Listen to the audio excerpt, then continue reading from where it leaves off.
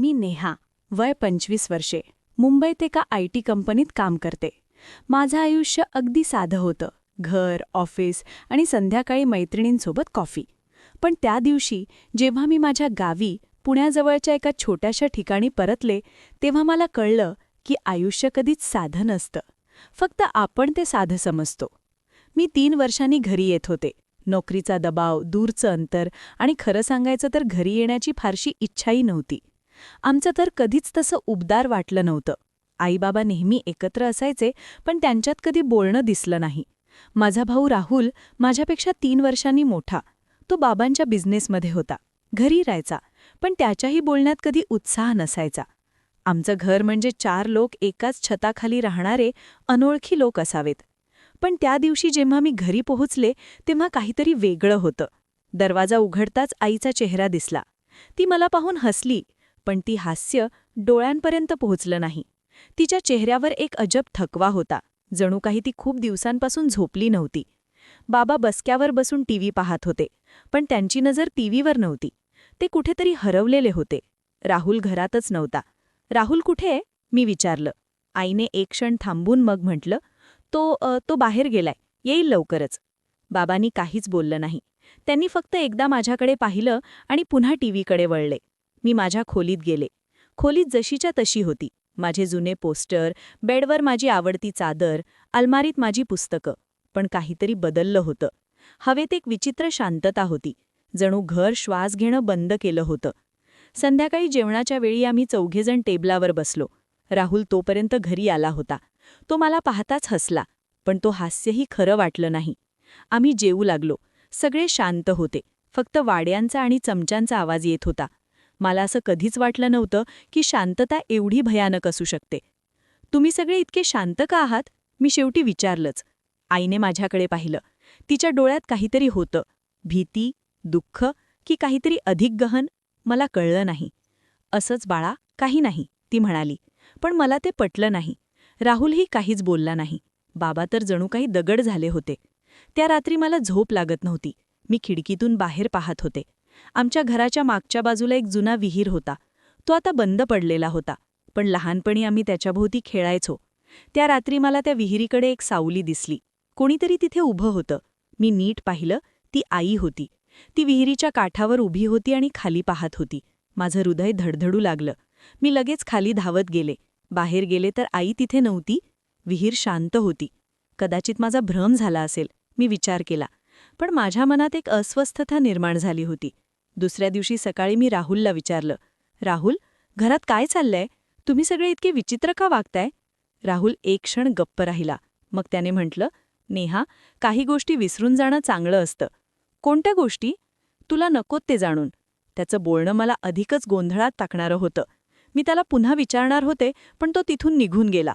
मी आईला शोधू लागले. ती स्वयंपाकघरात होती. भाज्या कापत होती. मी तिच्या शेजारी बसले. आई, तू ठीक आहेस ना? तिने माझ्याकडे पाहिलं. तिच्या डोळ्यात अश्रू होते. मी ठीक आहे बाळा, ती म्हणाली. पण तिचा आवाज थरथरत होता. आई, मला सांग, काय झालंय? तिने सुरी खाली ठेवली. काही क्षण ती गप्प राहिली. मग बोलली, नेहा, माझ्याकडे एक गुपित आहे. एक असं गुपित जे मी आयुष्यभर लपून ठेवलं. पण आता ते बाहेर येतंय. माझं हृदय जोरात धडधडू लागलं. कोणतं गुपित? तिने डोकं वर केलं आणि माझ्याकडे पाहिलं. तिच्या चेहऱ्यावर एक विचित्र शांतता होती. तुझा भाऊ राहुल, तिने पूर्ण केलं नाही. आत बाबा आले. काय बोलतेस तू? बाबांचा आवाज कडक होता. आई लगेचच शांत झाली. तिने पुन्हा भाज्या कापायला सुरुवात केली. बाबांनी माझ्याकडे पाहिलं. नेहा, तुला काम नाही का? मुंबईला परत जा. मी थक्क झाले.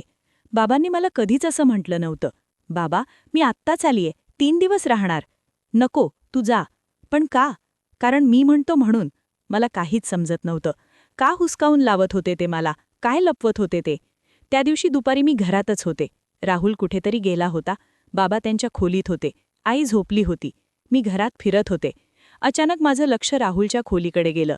मी त्याच्या खोलीत कधीच फारसं गेले नव्हते, पण त्या दिवशी मला काहीतरी तिथे जाण्याची इच्छा झाली. मी हळूच दरवाजा उघडला. खोली अंधारात होती. पडदे बंद होते. मी लाईट चालू केला. खोली नीटनेटकी होती. बेड व्यवस्थित होता. टेबलवर काही पुस्तकं होती. पण एक गोष्ट माझं लक्ष वेधून घेतली. टेबलवर एक फोटो होता. तो फोटो उलटा ठेवलेला होता. मी तो फोटो घेतला आणि पलटला. माझा श्वास थांबला. फोटोमध्ये आम्ही 4 जण होतो. आई, बाबा, मी आणि एक दुसरा मुलगा. पण तो राहुल नव्हता. त्याचा चेहरा वेगळा होता. तो राहुलपेक्षा थोडा लहान दिसत होता. माझ्या हातातून फोटो खाली पडला. माझं डोकं गोल फिरू लागलं. हा कोण होता आणि राहुल कुठे होता या फोटोमध्ये? मी घाईघाईत फोटो परत ठेवला आणि खोलीतून बाहेर आले. माझं मन धडधडत होतं. मला आईला विचारायचं होतं, पण ती झोपलेली होती. मी बाबांच्या खोलीकडे गेले. दरवाजा बंद होता. मी दार ठोठावलं. कोण? मी, नेहा. काय हवंय? बाबा, मला तुमच्याशी बोलायचंय. नंतर ये. बाबा, आत्ता. काही क्षण शांतता. मग दरवाजा उघडला. बाबा समोर उभे होते. त्यांचा चेहरा कडक होता. काय आहे? बाबा, राहुलचा खोलीत मला एक फोटो दिसला. त्यात बाबांचा चेहरा अचानक पांढरा झाला. कोणता फोटो? ज्यात आपण 4 आहोत, पण राहुल नाही. बाबांनी दरवाजा पूर्ण उघडला आणि बाहेर आले. त्यांनी माझा हात पकडला. नेहा, तू त्या खोलीत का गेलीस? बाबा, मला सांगा, तो कोण होता त्या फोटोमध्ये? बाबांनी माझा हात सोडला. ते बसक्यावर बसले. त्यांचा चेहरा खाली झुकला होता. तो तुझा भाऊ होता, रोहित. रोहित? मला तर कधी माहीत नव्हतं की माझा दुसरा भाऊ होता. बाबा गप्प राहिले. मग बोलले, कारण तो आता नाही. काय म्हणताय तुम्ही? रोहित 20 वर्षांपूर्वी वारला. माझ्या पायाखालची जमीन सरकावी तशी झाली. मला बसावं लागलं. कसं? काय झालं? बाबांनी दीर्घ श्वास घेतला. रोहित तुझ्यापेक्षा 1 वर्षांनी मोठा होता. तो अगदी हुशार होता, सगळ्यांचा लाडका. पण एक दिवस तो घरामागच्या विहिरीत पडला. आम्ही त्याला वाचवू शकलो नाही. माझ्या डोळ्यांसमोर सगळं अंधार झालं. विहीर. त्या रात्री आईला विहिरीच्या काठावर पाहिलं तेव्हा आता मला कळलं.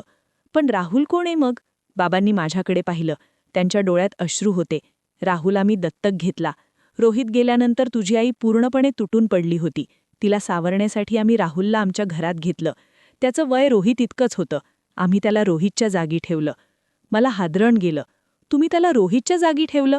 पण तो वेगळा माणूस आहे. होय, पण तुझ्या आईला ते पटलं नाही. तिने राहुलला रोहित मानायला सुरुवात केली. ती त्याला रोहित म्हणायची. आम्ही तिला समजवण्याचा प्रयत्न केला, पण तिचं मन मानत नव्हतं. शेवटी आम्ही ठरवलं की राहुलला राहुल म्हणूया, पण आईच्या समोर आम्ही कधी रोहितचा उल्लेख करत नाही. मला काहीच बोलता येत नव्हतं. माझं संपूर्ण जीवन एक खोटं होतं. आणि तुम्ही मला का सांगितलं नाही? तू अगदी लहान होतीस नेहा. रोहित गेल्यावर तू फक्त 2 वर्षांची होतीस. तुला काहीच आठवत नाही. आम्ही तुला वाचवलं त्या दुःखापासून. मला राग येत होता. वाचवलं? तुम्ही मला माझ्याच भावापासून दूर ठेवलं. मला माहीतच नव्हतं की माझा भाऊ होता. बाबा उठले. नेहा, समज, आम्ही जे केलं ते तुझ्या भल्यासाठी केलं. माझ्या भल्यासाठी की तुमच्या सोयीसाठी? मी तिथून उठले आणि बाहेर आले. माझं डोकं फुटत होतं. मी सरळ आईच्या खोलीत गेले. ती अजूनही झोपलेली होती. मी तिला जागं केलं. आई, उठ. आईने डोळे उघडले. काय झालं बाळा? आई, मला सांग, रोहितबद्दल सांग. आईचा चेहरा अचानक बदलला. तिच्या डोळ्यातील झोप पळून गेली. तुला कसं कळलं? बाबांनी सांगितलं. आई, मला सगळं सांग. खरं काय आहे? आई उठून बसली. तिने माझा हात पकडला. नेहा, रोहित माझा मुलगा होता, माझा लाडका. पण तो माझ्यापासून हिरावून घेतला गेला. त्या दिवशी मी त्याला विहिरीजवळ खेळू दिलं. मी म्हणाले, थांब, मी आत जाऊन पाणी आणते. पण मी आत गेले आणि मला आवाज आला. जोरात आरडा. मी धावत गेले, पण तो आधीच विहिरीत पडला होता. आई रडू लागली. मी तिला मिठीत घेतलं. आई, तुझी चूक नव्हती. होती नेहा, होती. मी त्याला एकटा सोडलं. मी त्याची काळजी घेतली नाही. मी एक वाईट आई आहे. नाही आई, तू वाईट नाहीस. आई माझ्याकडे पाहिले. तिच्या चेहऱ्यावर एक विचित्र भाव होता. नेहा, तुला माहितीये का, राहुल तो रोहित नाही. पण मी त्याला रोहित बनवण्याचा प्रयत्न केला. मी त्याला रोहितचे कपडे घालायला लावले. रोहितच्या खोलीत ठेवलं. रोहितच्या गोष्टी सांगितल्या. पण तो कधीच रोहित झाला नाही. आई, तू असं का केलंस? कारण मला माझा मुलगा परत हवा होता. मला ते रिकामं ठिकाण भरायचं होतं. पण मी चूक केली. मी राहुलचं बालपण हिरावून घेतलं. मी त्याला तो राहू दिला नाही, जो तो होता. मला आईचं दुःख समजू लागलं. पण मला राहुलबद्दलही विचार होत होता. त्याचं काय? त्याला कसं वाटत असेल? मी आईला तिथे सोडून राहुलला शोधू लागले. तो घरात कुठेच नव्हता. मी बाहेर गेले. तो विहिरीजवळ उभा होता. मी त्याच्याजवळ गेले. तो विहिरीत खाली पाहत होता. राहुल, त्याने मागे वळून पाहिलं. त्याच्या चेहऱ्यावर अश्रू होते. तुला कळालं, नाही का? होय. तो पुन्हा विहिरीकडे वळला. नेहा, मला माहितीये की मी रोहित नाही. मला नेहमीच माहिती होतं. पण या घरात कोणीच मला राहुल म्हणून पाहिलं नाही. आई मला रोहित म्हणायची, बाबा मला रोहितसारखं वागायला सांगायचे. तू लहान होतीस, तुला काहीच माहिती नव्हतं. पण मला माझी ओळख हवी होती. मला राहुल व्हायचं होतं. माझं हृदय फुटत होतं. राहुल, मला माफ कर. मला काहीच माहिती नव्हतं. तुला माफ करण्यासारखं काही नाही नेहा. तू निर्दोष आहेस. पण या घरात मी नेहमी एक सावली होतो, रोहितची सावली. तू सावली नाहीस राहुल. तू माझा भाऊ आहेस, खरा भाऊ. त्याने माझ्याकडे पाहिलं. त्याच्या डोळ्यात आशा होती. खरंच? खरंच. आम्ही दोघे तिथे उभे राहिलो. विहीर शांत होती, पण आता ती भयानक वाटत नव्हती. त्या रात्री आम्ही सगळे एकत्र बसलो. आई, बाबा, राहुल आणि मी. बाबांनी सुरुवात केली. आपल्या या घरात खूप दिवसांपासून एक सत्य दडलेलं होतं, रोहितचं सत्य. पण आज ते बाहेर आलं आणि आता आपल्याला पुढे जायला हवं. आईने डोळे पुसले. मी माझी चूक मान्य करते. मी राहुलला रोहित बनवण्याचा प्रयत्न केला, पण तो चुकीचा होता. राहुल, मला माफ कर. राहुलने आईकडे पाहिलं. आई, मी तुला कधीच दोष दिला नाही. तू तुझ्या दुःखात होतीस. पण आता मला मी व्हायचंय. बाबा म्हणाले, आणि आपण तुला तसं राहू देऊ. तू राहुल आहेस, आमचा मुलगा. आई रडू लागली. रोहित, माझा रोहित, तू परत येणार नाही, नाही का? बाबांनी आईचा हात पकडला. नाही, पण त्याच्या आठवणी आपल्याजवळ आहेत आणि आपल्याला पुढे जायला हवं. राहुलसाठी, नेहासाठी, आपल्यासाठी. आई हळूच म्हणाली, मी प्रयत्न करेन. त्या रात्री आम्ही बराच वेळ बोललो. रोहितबद्दल, राहुलबद्दल, आमच्या कुटुंबाबद्दल. पहिल्यांदा या घरात खरं बोलणं झालं. पण खरं सत्य अजूनशी बाहेर आलं नव्हतं. दुसऱ्या दिवशी सकाळी मी लवकर उठले. मला काहीतरी अस्वस्थ वाटत होतं. मी बाहेर गेले, विहिरीजवळ गेले. तिथे बसले आणि विहिरीत खाली पाहू लागले. अचानक मला एक आवाज आला. नेहा. मी मागे वळून पाहिलं. तिथे कोणी नव्हतं. नेहा. आवाज पुन्हा आला. हा आवाज विहिरीतून येत होता. मी घाबरले. मी घाईघाईने उठले आणि घरात जाणार होते, तोच मला एक हात माझ्या खांद्यावर जाणवला. मी मागे वळले. राहुल होता. राहुल, तू मला घाबरवलंस. सॉरी. तू इथे काय करतेयस?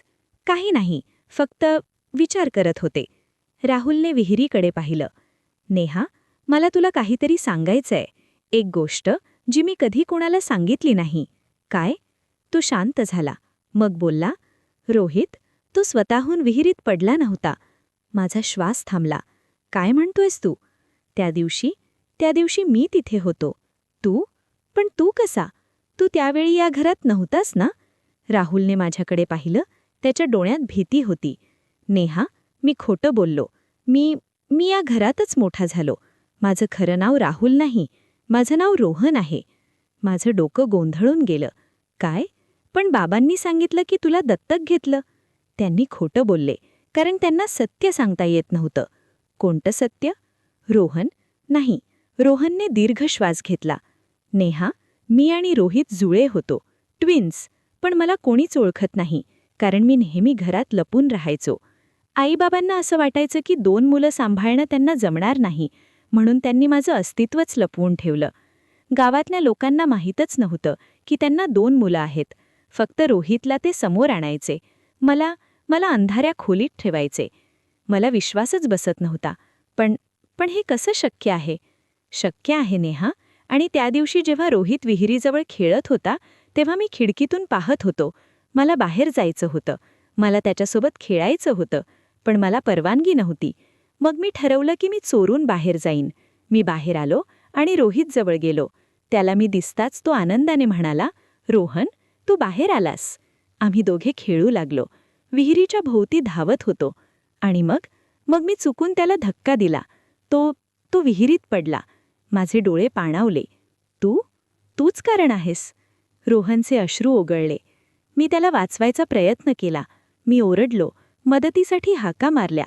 पण तोपर्यंत खूप उशीर झाला होता. आईबाबा आले.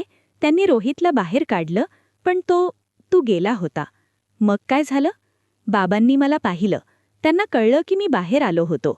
आईला तर माझं अस्तित्वच दिसत नव्हतं. ती फक्त रोहितलाच पाहत होती. बाबांनी मला आत घेतलं आणि म्हणाली, आता तू रोहित आहेस, तूच आमचा मुलगा आहेस. त्यांनी माझं नाव बदलून राहुल ठेवलं आणि असं सांगितलं की रोहनचं कधीच अस्तित्व नव्हतं. मी हादरले. पण का त्यांनी असं केलं? कारण त्यांना समाजाची भीती होती. 2 मुलं असून एकाला लपवून ठेवलं आणि तोच दुसऱ्याला मारतो, ही त्यांची इज्जत जाते. म्हणून त्यांनी सगळं उलटं केलं. रोहन मेला आणि रोहित जगतोय असं खोटं निर्माण केलं. मला राग येत होता. हे किती क्रूर आहे. होय, पण मी काय करू शकत होतो? मी एक लहान मूल होतो. मला माझी चूक लागत होती. मला वाटलं की मी खरंच रोहितचा खून केला, म्हणून मी शांत राहिलो. मी रोहित म्हणजे राहुल बनलो, पण मी कधीच रोहित बनू शकलो नाही, कारण मी रोहन होतो.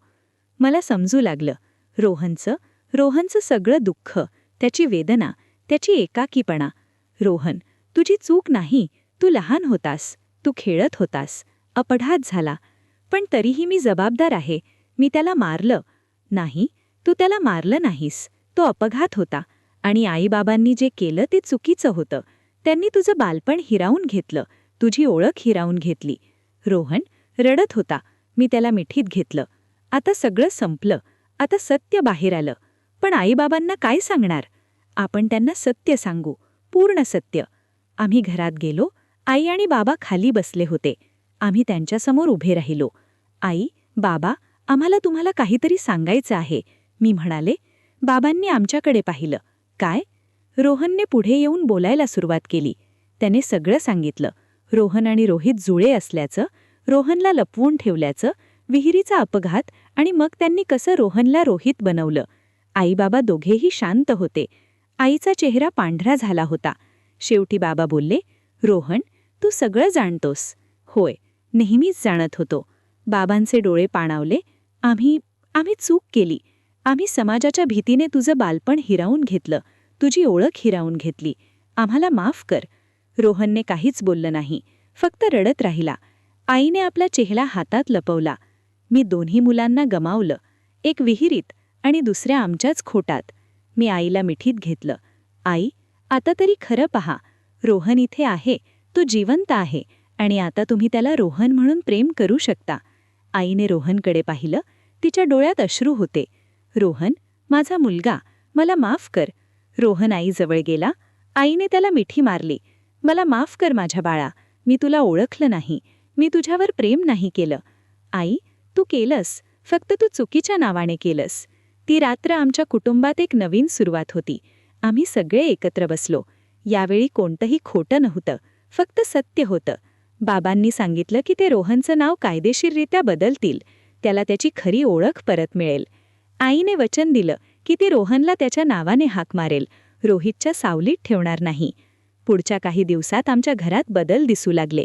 आई अधिक हसू लागली, बाबा अधिक बोलू लागले. रोहन, तो पहिल्यांदा खराच जगू लागला. त्याने आपले छंद शोधायला सुरुवात केली. फोटोग्राफी, पेंटिंग, संगीत. तो असं होतं हे कोणाला माहीतच नव्हतं. एक दिवस रोहन माझ्याकडे आला. नेहा, मी एक निर्णय घेतलाय. कोणता? मी या घरातून जाणार आहे. मला माझं स्वतंत्र जीवन हवं आहे. मला माझी ओळख हवी आहे. मला दुःख झालं, पण मला समजलं. तू कुठे जाणार आहेस? मुंबईत, तुझ्याजवळच. मी तिथे नोकरी शोधेन, स्वतःच्या पायावर उभा राहीन. आणि आईबाबा? त्यांना मी सांगितलंय, ते समजतात. खरंच, आईबाबांना ते समजलं. त्यांना कळलं की रोहनला मोकळेपणा हवा आहे. तो त्या घरात, त्या आठवणींमध्ये कैद राहू शकत नव्हता. रोहन मुंबईला आला. त्याने एक छोटासा फ्लॅट घेतला, नोकरी शोधायला सुरुवात केली. मी त्याला मदत केली. हळूहळू तो स्वतःच्या पायावर उभा राहिला. आज 3 वर्ष झाली त्या घटनेला. रोहन आता एक यशस्वी फोटोग्राफर आहे. त्याचं काम लोकांना आवडतं. तो आनंदी आहे. आई बाबा अजूनही त्याच घरात आहेत, पण आता ते बदललेत. ते अधिक खुले झालेत. त्यांनी गावातल्या लोकांना सगळं सत्य सांगितलं. सुरुवातीला लोकांनी त्यांच्यावर टीका केली, पण हळूहळू सगळं शांत झालं. विहीर अजूनही तिथेच आहे, पण आता ती भयानक नाही. आम्ही त्यावर एक स्मारक बांधलं, रोहितच्या आठवणीसाठी. आम्ही त्याला कधीच विसरणार नाही. मागच्या आठवड्यात मी घरी गेले होते. रोहनही सोबत होता. आम्ही सगळे एकत्र बसलो होतो. आई खूप आनंदी होती. तिने आम्हा सगळ्यांसाठी आमचं आवडतं जेवण बनवलं होतं. जेवताना रोहनने मला विचारलं, नेहा, तुला कधी वाटतं का की आपण वेगळेच जीवन जगू शकलो असतो जर हे सगळं घडलं नसतं तर? मी विचार केला. मग म्हणाले, होय. पण मग आपण हे शिकलो नसतो. आपण जे आहोत ते बनलो नसतो. काय शिकलो आपण? की सत्य नेहमीच बाहेर येतं, कितीही लपवलं तरी. आणि जेव्हा ते बाहेर येतं तेव्हा ते आपल्याला मुक्त करतं. रोहनने हसून माझ्याकडे पाहिलं. तू नेहमी बरोबर बोलतेस. त्या रात्री मी माझ्या जुन्या खोलीत होते. खिडकीतून बाहेर पाहत होते. विहीर दिसत होती. चांदण्या त्यावर पडत होती. आणि त्या क्षणी मला एक आकृती दिसली. एक लहान मुलगा. तो विहिरीजवळ खेळत होता. मी डोळे चोळले. पुन्हा पाहिलं तर तिथे कोणीच नव्हतं. कदाचित माझा भ्रम होता. किंवा कदाचित रोहित शांतीत होता आता. त्याला कळलं होतं की त्याचं कुटुंब शेवटी सत्याकडे आलं. मी हळूच म्हणाले, गुड नाईट रोहित. तू आमच्या मनात नेहमीच राहशील. आणि त्या रात्री पहिल्यांदा त्या घरात पूर्ण शांती होती. खरी शांती. कारण आता कोणतंही खोटं नव्हतं. फक्त प्रेम होतं. आणि आठवणी. आमचं कुटुंब तुटलं होतं, पण आता ते परत जुळलं होतं. वेगळ्या पद्धतीने, पण मजबूतपणे. आणि आम्ही जाणत होतो की यापुढे आम्ही कोणत्याही तुफानाला तोंड देऊ शकू. कारण आता आमच्यात पारदर्शकता होती, विश्वास होता. आणि सर्वात महत्त्वाचं आता आम्ही जाणत होतो की प्रत्येक व्यक्तीला आपली ओळख, आपलं नाव, आपलं अस्तित्व जगण्याचा हक्क आहे. कोणीही त्यांना त्यांच्या सावलीत ठेवू शकत नाही. रोहन आता रोहन होता. रोहितची सावली नव्हे. आणि तोच त्याचा सर्वात मोठा विजय होता.